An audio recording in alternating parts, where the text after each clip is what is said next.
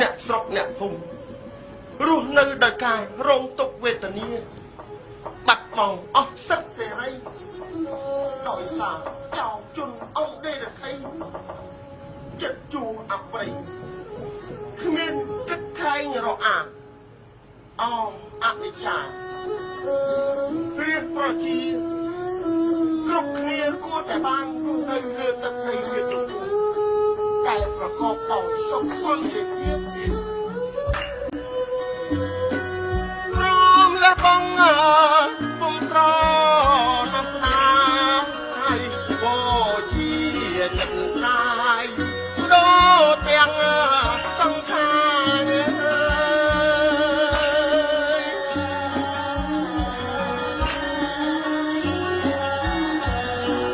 បងហ៊ានដូរសង្ខារឃើញរៀងខ្លោចសា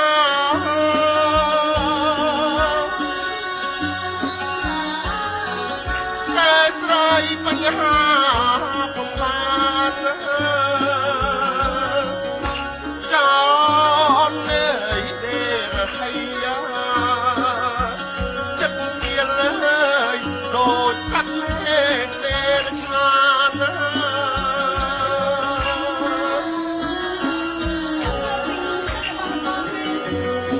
អប្រិយសាមាគ្មានក៏មេត្តា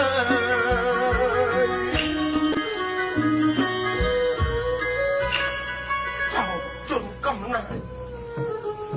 កាចរិស្យាវាមកពីណាហ៊ានចូលអុកលុកនគរសន្តិភាពប្រែខ្លាយជាទុកនាងជាមេស្រីប្រាជ្ញាកំចាត់